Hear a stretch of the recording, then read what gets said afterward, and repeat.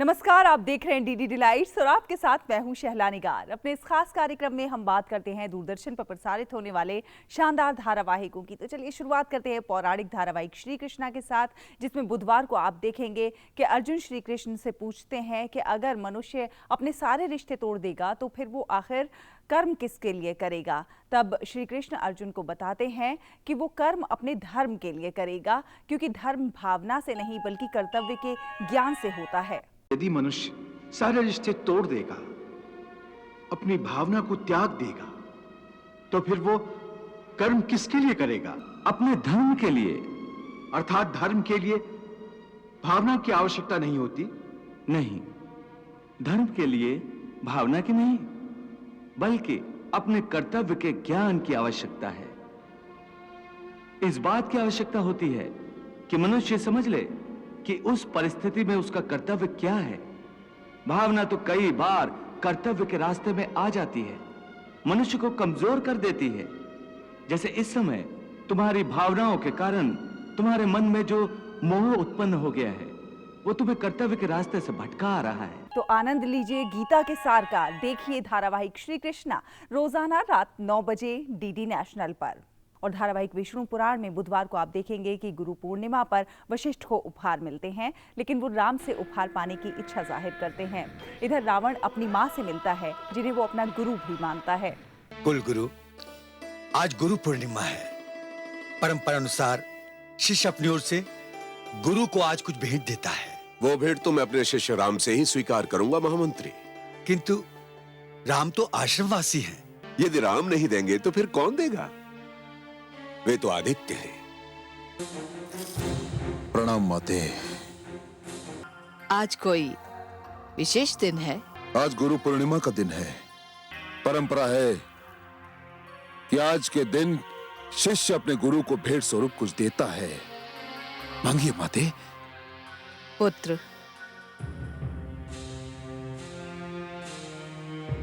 मेरा एक ही स्वप्न है, मैं तुझे विश्व विजयी देखना चाहती हूँ। ऐसे में रावण की माँ उससे आखिर क्या मांगेगी और राम वशिष्ठ को क्या उपहार में देंगे, जानने के लिए देखिए धारावाहिक विष्णु पुराण सोमवार से शुक्रवार रात 8 बजे डीडी नेशनल पर। और धारावाहिक संकट मोचन हनुमान में बुधवार को आप देखेंगे कि नागपाश के प्रहार से लक्ष्मण का बच पाना मुश्किल लग रहा है। इधर एक राक्षस जो अपनी आंखों से विषैली गैस निकाल सकता है, युद्ध स्थल में जाने की घोषणा करता है। वो लोग नागपाश से मुक्त होकर युद्ध की तैयारी करने में लगे हैं। उन कुमारों को नागपाश से किसने मुक्त किया? धर्मराज। महाराज, आज सेना का नेतृत्व मैं करूंगा। नेत्रों से धुआं पैदा कर मायावी शक्तियों का प्रयोग करने के कारण ही लंकेश का सेना नायक धूम्रक्ष कहलाता है।